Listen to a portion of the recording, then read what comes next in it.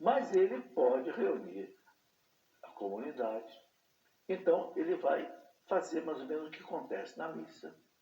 Vai rezar com as pessoas, vai ler o evangelho do dia, vai ler as leituras daquele domingo, né? Pode fazer até uma explicação do evangelho. Mas ele não vai ter consagração, então não é missa. Ele vai pegar as hóstias já consagradas numa missa que estão no sacrário e vai distribuir para o povo. Então, não é missa. É chamada celebração da palavra, liturgia da palavra. Ok? Então, o seguinte, olha, as pessoas me perguntam assim, na minha cidade tem celebração da palavra e tem missa. Eu posso ir na celebração da palavra e não ir na missa? Não. No dia de domingo, não pode. Você só pode participar da celebração da palavra para cumprir o preceito se não tem missa. Não tem missa. Entende? Aí tudo bem. Mas se houver missa, nós temos que assistir a missa. Porque, gente, missa é sacramento. A liturgia da palavra não é sacramento. Participar da missa. Então isso tem que ficar assim, muito bem entendido. Né? Agora, e se na sua cidade não tem nem missa e nem celebração litúrgica da palavra, o que você pode fazer? Então aí a gente recomenda o quê? Que a comunidade se reúna na igreja e reze. Reze um texto, reze, leiam a palavra, alguém lê, faça um grupo de oração, por exemplo, não tendo missa, não tendo alguém para celebrar. Agora, outra coisa que também me pergunto, olha, aqui na minha cidade não tem missa tal, eu estou dispensado da missa, então, no domingo? Espera aí, será que na cidade vizinha não tem missa? Claro, aí depende da pessoa ter condição de se deslocar até a cidade vizinha. Agora, a gente se tratando de missa, todas as cidades têm celebração do Santa Missa. A missa é um ato de amor a Deus. A gente deve fazer todo o possível para participar. Né? Eu lembro de histórias de gente que caminhava, às vezes, a pé 20 quilômetros para assistir uma Santa Missa. Então, a gente não deve fazer corpo mole. Né? Nós estamos tratando de homenagear, louvar a Deus. Né? Então, está aí.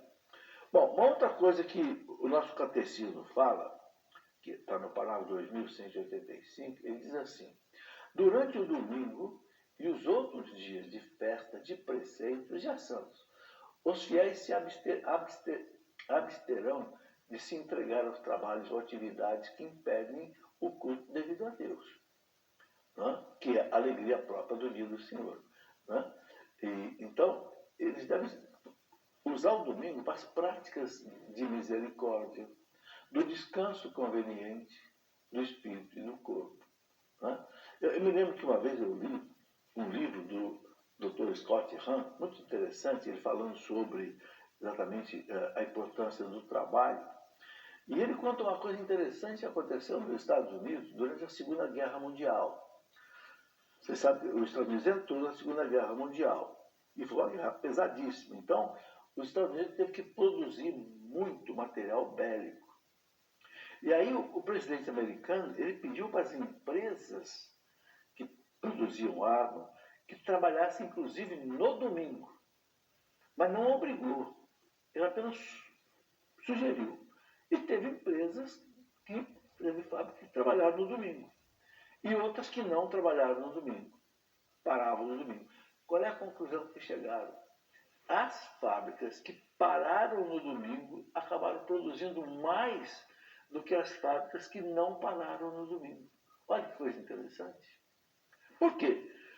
Porque se o empregado ele descansa no domingo, ele volta na segunda-feira com vontade de trabalhar, descansado. Mas se toca direto, sem parada, resultado, o sujeito vai cansando. Então, veja que coisa importante. Isso foi um exemplo prático que aconteceu, né? Nos Estados Unidos durante a Segunda Guerra Mundial. Bom, outra coisa, o domingo é tradicionalmente consagrado pela piedade cristã às boas obras e também, gente, os serviços aos doentes, aos enfermos, aos idosos. Então, uma maneira do cristão santificar o domingo dele, né, é gastando o seu tempo com a sua família, gastando o seu tempo, quem sabe, com um parente doente que precisa de uma visita, ou prestar um serviço. É interessante, por exemplo, muitas vezes eu vejo muitos vicentinos fazer um mutirão no domingo para construir uma casa de uma pessoa. Né? Claro que essas pessoas já foram à missa, depois elas usam uma atividade que não é a atividade corriqueira dela para ajudar um pobre, por exemplo, a construir uma casa, fazer ou uma casa ou uma outra atividade que um mutirão, né, pode ser feito. No domingo também, você pode usar o domingo para uma meditação, você pode usar o domingo para participar de um evento religioso na igreja. Normalmente os encontros de final de semana pegam sexta, sábado e domingo. Mas no domingo você tem missa, né?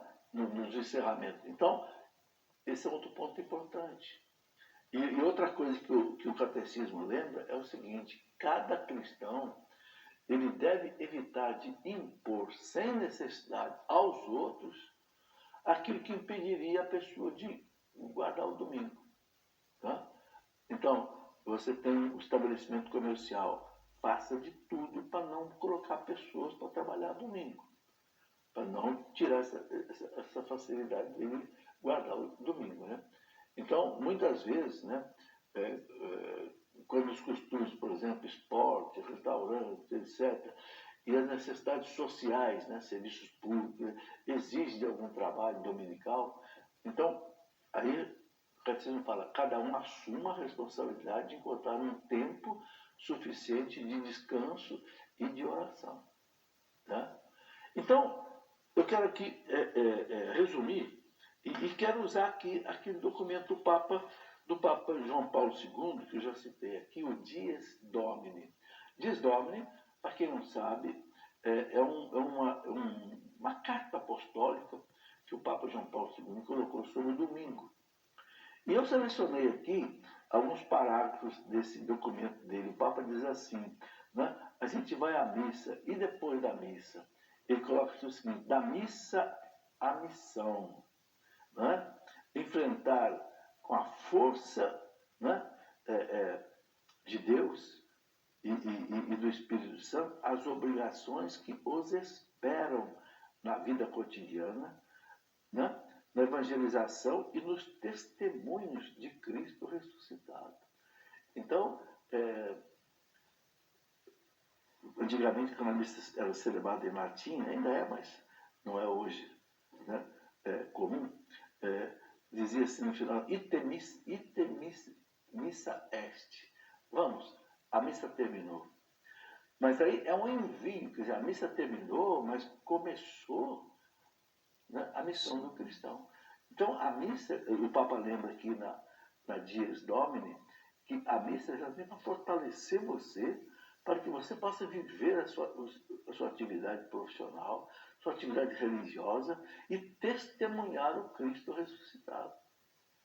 Então, a missa continua com a gente, além da Eucaristia, que a gente recebe. Né? Depois ele coloca o seguinte, que é a importância também, né, de você perceber que ali você tem a mesa da palavra e você tem a mesa do corpo de Cristo. Você se alimenta com a palavra de Deus na missa e você se alimenta com a Eucaristia, com o corpo de Cristo.